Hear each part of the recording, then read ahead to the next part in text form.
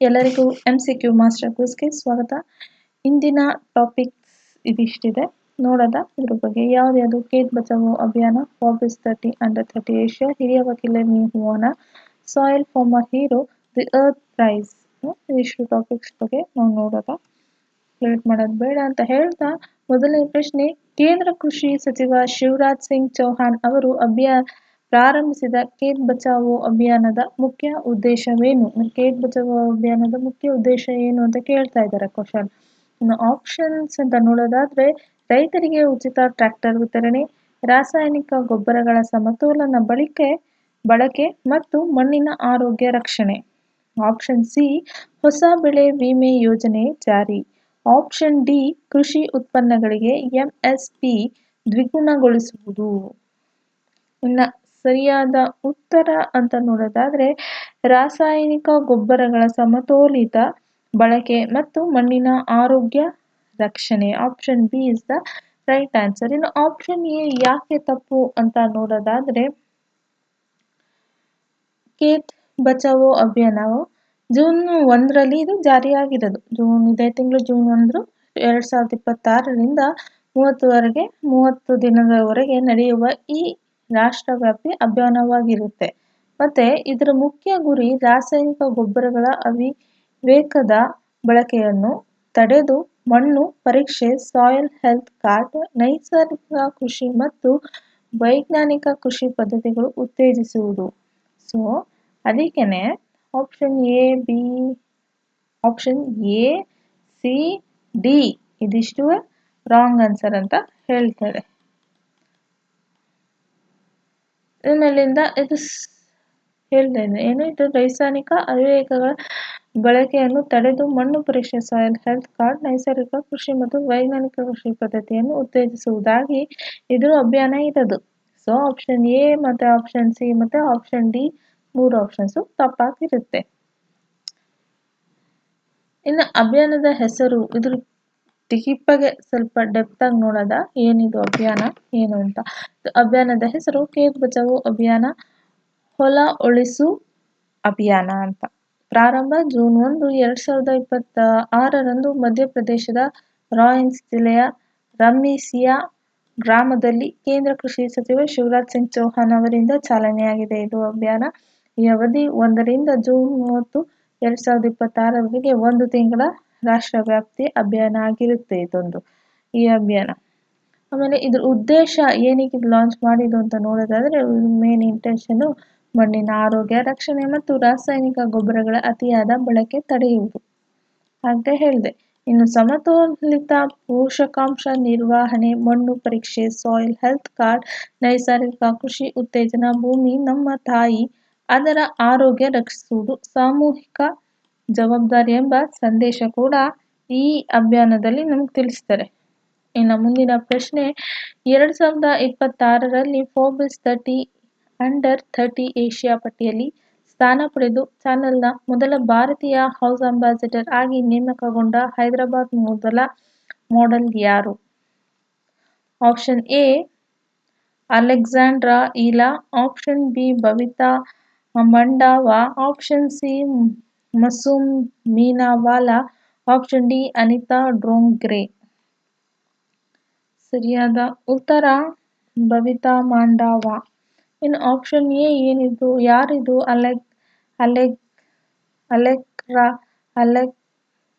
Alexandra ಈಲಾ? ಇವರು ಫಿಲಿಪೈನ್ಸ್ನ tennis ಆಟಗಾರ್ತಿಯಾಗಿರ್ತಾರೆ.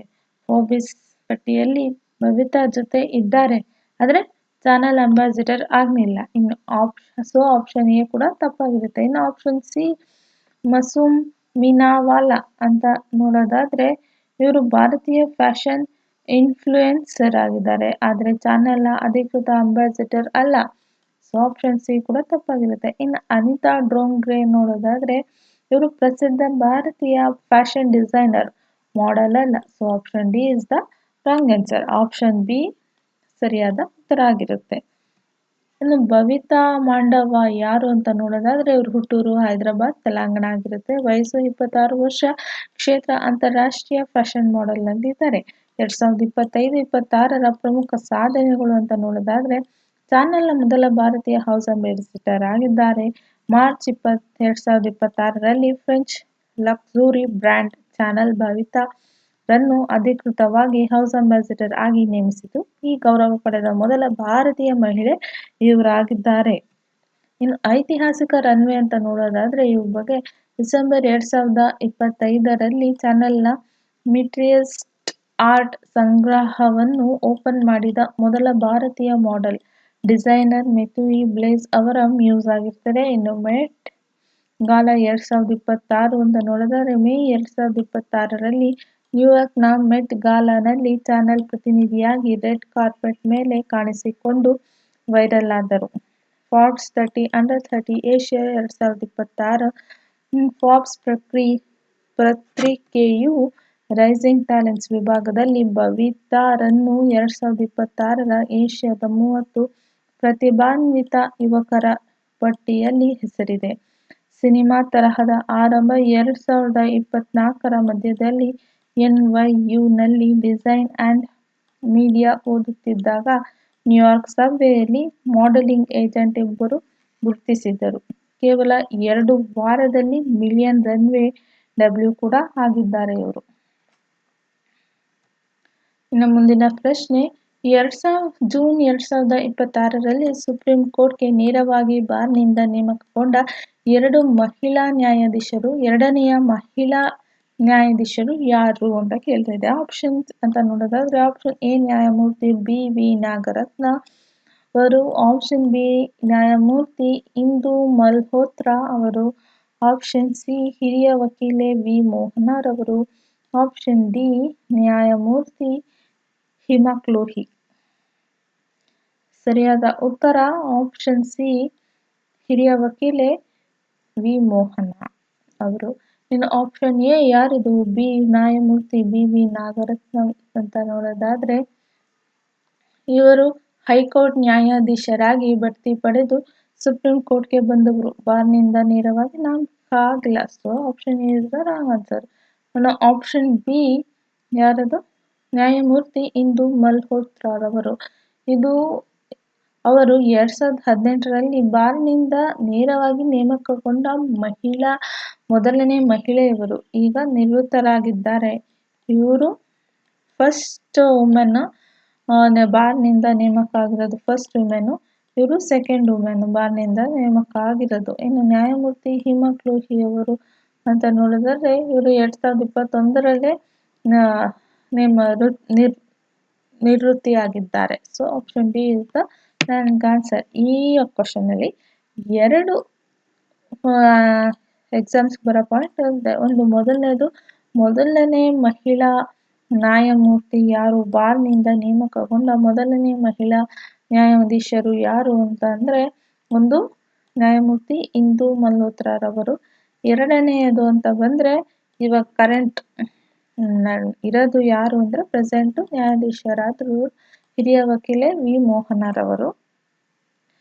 ಇನ್ನು ಇವ್ರ ಬಗ್ಗೆ ಸ್ವಲ್ಪ ನೋಡೋದಾದ್ರೆ ರಾಷ್ಟ್ರಪತಿ ದ್ರೌಪದಿ ಮುರ್ಮು ಅವರು ಸುಪ್ರೀಂ ಕೋರ್ಟ್ಗೆ 5 ಹೊಸ ನ್ಯಾಯಾಧೀಶರ ನೇಮಕಾತಿಗೆ ಅನುಮೋದನೆ ನೀಡಿದ್ದರು. ಇದರೊಂದಿಗೆ ಸುಪ್ರೀಂ ಕೋರ್ಟ್ನ ಕಾರ್ಯನಿರತ ನ್ಯಾಯಾಧೀಶರ ಸಂಖ್ಯೆ 37ಕ್ಕೆ ಏರಿದೆ.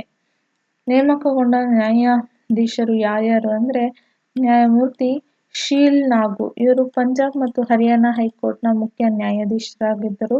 ಎರಡನೇದು ನ್ಯಾಯಮೂರ್ತಿ ಶ್ರೀ ಚಂದ್ರಶೇಖರ್ ಅವರು, ಇವರು ಬಾಂಬೆ ಹೈಕೋರ್ಟ್ ಮುಖ್ಯ ನ್ಯಾಯಾಧೀಶರಾಗಿದ್ದಾರೆ. ಇನ್ನು ನ್ಯಾಯಮೂರ್ತಿ ಸಂಜೀವ್ ಸಚ್ದೇವ್ ಇವರು ಮಧ್ಯಪ್ರದೇಶ ಹೈಕೋರ್ಟ್ ಮುಖ್ಯ ನ್ಯಾಯಾಧೀಶರಾಗಿದ್ದಾರೆ. ಇನ್ನು ನ್ಯಾಯಮೂರ್ತಿ ಅರುಣ್ ಪಲ್ಟಿ ಜಮ್ಮು ಮತ್ತು ಕಾಶ್ಮೀರ ಮತ್ತು ಲಡಾಖ್ ಹೈಕೋರ್ಟ್ ಮುಖ್ಯ ನ್ಯಾಯಾಧೀಶರಾಗಿದ್ದಾರೆ. ಇನ್ನು ಹಿರಿಯ ವಕೀಲೆ ವಿ ಮೋಹನ ಅವರು ತಮಿಳುನಾಡು ಮೂಲದವರು ಅಂತ ಹೇಳ್ತೀವಿ. ನಮ್ಮ ಪ್ರಮುಖ ಅಂಶಗಳು ಅಂತ ನೋಡೋದಾದ್ರೆ ಸಂವಿಧಾನದ ವಿಧಿ ಅಂತ ನೋಡೋದಾದ್ರೆ ರಾಷ್ಟ್ರಪತಿಗಳು ವಿಧಿ 124(2)ರ ಅಡಿಯಲ್ಲಿ ಈ ನೇಮಕಾತಿ ಮಾಡಿದ್ದಾರೆ. ಮಂಜೂರಾದ ಸಂಖ್ಯೆ ಮೇ 5, 2026ರಂದು ಕೇಂದ್ರ ಸರ್ಕಾರವು ಸುಪ್ರೀಂ ಕೋರ್ಟ್ ನ್ಯಾಯಾಧೀಶರ ಮಂಜೂರಾದ ಸಂಖ್ಯೆಯನ್ನು 34ರಿಂದ 38ಕ್ಕೆ ಇನ್ಕ್ರೀಸ್ ಮಾಡಿದ್ದಾರೆ. ಜೊತೆಗೆ ಕೇವಲ 1 ಹುದ್ದೆ ಖಾಲಿ ಇದೆ. ಇತಿಹಾಸದ ಸಾಧನೆ ವಿ. ಮೋಹನ ಅವರು ಬಾರ್ನಿಂದ ನೇರವಾಗಿ ಸುಪ್ರೀಂ ಕೋರ್ಟ್ಗೆ ನೇಮಕಗೊಂಡ ಎರಡನೇ ಮಹಿಳೆ. ಮೊದಲಿಗರು ನ್ಯಾಯಮೂರ್ತಿ ಇಂದು ಮಲ್ಹೋತ್ರಾ 2018. ಪ್ರಸ್ತುತ ಸುಪ್ರೀಂ ಕೋರ್ಟ್ನಲ್ಲಿ ಎರಡನೇ ಮಹಿಳಾ ನ್ಯಾಯಾಧೀಶರಾಗಿ ನ್ಯಾಯಮೂರ್ತಿ ಬಿ. ವಿ. ನಾಗರತ್ನ ಅವರು, ನ್ಯಾಯಮೂರ್ತಿ ಮೋಹನರವರು. ಕೊಲಿಜಿಯಂ ಶಿಫಾರಸು ಮುಖ್ಯ ನ್ಯಾಯಮೂರ್ತಿ ಸೂರ್ಯಕಾಂತ್ ನೇತೃತ್ವದ ಕೊಲಿಜಿಯಂ ಮೇ 27, 2026 ರಂದು ಈ ಹೆಸರುಗಳನ್ನು ಶಿಫಾರಸು ಮಾಡಿತು. ಪ್ರಮಾಣ ವಚನ ಜೂನ್ 2, 2026 ರಂದು ಸಿಜೆಐ ಸೂರ್ಯಕಾಂತ್ ಅವರು 5 ನ್ಯಾಯಾಧೀಶರಿಗೆ ಪ್ರಮಾಣ ವಚನ ಬೋಧಿಸಿದರು. 4ನೇ ಪ್ರಶ್ನೆ, 2026 ರಲ್ಲಿ ಯುಎನ್ಎಫ್ಎಒನಿಂದ ಸಾಯಿಲ್ ಫಾರ್ಮ್ ಹೀರೋ ಗೌರವ ಪಡೆದ ತಮಿಳುನಾಡಿನ ಪೊಲ್ಲಾಚಿ ಜಿಲ್ಲೆಯ ರೈತ ಯಾರು? ಆಪ್ಷನ್ಸ್ ಅಂತ ನೋಡೋದಾದ್ರೆ option A Sakthivel, option B Valluvan, option C Mariyappan, option D Iraiyalagan. ಸರಿಯಾದ ಉತ್ತರ ವೆಲ್ಲುವನ್. ಇನ್ನು ಆಪ್ಷನ್ ಎ ಶಕ್ತಿವೇಲ್ ಯಾಕೆ ತಪ್ಪು ಅಂದ್ರೆ ಇವರು ಈರೋಡ್ ಜಿಲ್ಲೆಯ 2 ರಾಷ್ಟ್ರೀಯ ಪ್ರಶಸ್ತಿ ಪಡೆದ ಸಾವಯವ ಕೃಷಿಯಾಗಿದ್ದಾರೆ. ಆದರೆ ಎಫ್ಎಒ ಗೌರವ ಇವರಿಗಿಲ್ಲ. So option A is the wrong answer. ಇನ್ನು ಆಪ್ಷನ್ ಸಿ ಮರಿಯಪ್ಪನ್, ಇವರು ಧರ್ಮಪುರಿ ಜಿಲ್ಲೆಯ ಸುಭಾಷ್ ಪಾಲೇಕರ್ ನೈಸರ್ಗಿಕ ಕೃಷಿ ತರಬೇತಿದಾರರು ಇವರು. ಸೊ ಆಪ್ಷನ್ ಸಿ ಕೂಡ ತಪ್ಪಾಗಿರುತ್ತೆ. ಇನ್ನು ಆಪ್ಷನ್ ಡಿ ಇರೈಯಾಳಗನ್ ಅವರು ನೋಡೋದಾದ್ರೆ ಇವರು ತಿರುವುಳ್ಕುಂದ್ರಂನ ನೈಸರ್ಗಿಕ ಕೃಷಿಕ, ಅಗ್ರಿ ಟೂರಿಸಂ ಮಾಡುವವರು. ಸೊ ಆಪ್ಷನ್ ಡಿ ಕೂಡ ತಪ್ಪಾದ ಉತ್ತರ ಆಗಿರುತ್ತೆ. Option B is the right answer. ಇವರು ಯಾರು ಈ ರೈತ ಅಂತ ನೋಡೋದಾದ್ರೆ ವೆಲ್ಲುವನ್ 58 ವರ್ಷದ, ಪೊಲ್ಲಾಚಿ ಜಿಲ್ಲೆ, ತಮಿಳುನಾಡು. ಏನ್ ಸಾಧನೆ ಮಾಡಿದ್ದಾರೆ ಅಂದ್ರೆ ಯುಎನ್ ಆಹಾರ ಮತ್ತು ಕೃಷಿ ಸಂಸ್ಥೆಯಿಂದ ಸಾಯಿಲ್ ಫಾರ್ಮರ್ ಹೀರೋ ಎಂದು ಗೌರವಿಸಲ್ಪಟ್ಟಿತು. ನಷ್ಟದಲ್ಲಿದ್ದ ತೆಂಗಿನ ತೋಟವನ್ನು ಬಹುಬೆಳೆ ಮರ ಆಧಾರಿತ ಕೃಷಿ ಮಾದರಿಗೆ ಪರಿವರ್ತಿಸಿ ಯಶಸ್ವಿಯಾದರು. ಸಾಧನೆ ವಿವರಗಳು ಅಂತ ನೋಡಿದರೆ ಸಮಸ್ಯೆ 2009ಕ್ಕಿಂತ ಮೊದಲ ಪ್ರತಿ ತೆಂಗಿನ ಮರಕ್ಕೆ 500 ಖರ್ಚು, ಆದರೆ ಆದಾಯ ಕೇವಲ 300. ಪ್ರತಿ ಮರದಿಂದ 200 ನಷ್ಟ. ತಿರುವು Isha foundation save soil Kaveri calling ಕಾರ್ಯಕ್ರಮದಿಂದ ಪ್ರೇರಿತರಾಗಿ ಮಲ್ಟಿ ಕ್ರಾಪ್ ಮಲ್ಟಿ ಇಯರ್ ಕೃಷಿಗೆ ಬದಲಾದರು.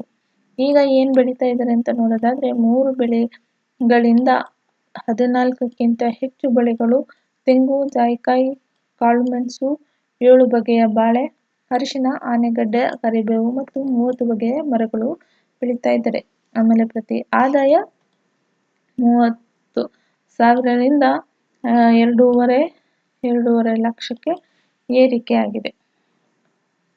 ಪ್ರತಿ ವಾರಕ್ಕೆ 30,000 ಆದಾಯವಾಗಿದೆ. ಮಣ್ಣಿನ ಆರೋಗ್ಯ. ಮಣ್ಣಿನ ಸಾವಯವ ಇಂಗಾಲಾಂಶ 7 ವರ್ಷಗಳಲ್ಲಿ 0.5%ಗಿಂತ 1.56%ಗೆ ಹೆಚ್ಚಳವಾಗಿದೆ. ಇನ್ನು ನೀರಿನ ಉಳಿತಾಯ. ಮಲ್ಚಿಂಗ್ ಮತ್ತು ಬೆಳೆ ನೀರು ಕೊಯ್ಲಿನಿಂದ ಈಗ 10 ಪಟ್ಟು ಕಡಿಮೆ ನೀರು ಬಳಕೆ. ಕೆಲವೇ ವರ್ಷಗಳಲ್ಲಿ ನೀರಾವರಿ ಅಗತ್ಯವೇ ಇಲ್ಲದಂತೆ ಮಾಡುವ ಗುರಿ ಕೂಡ ಇದೆ.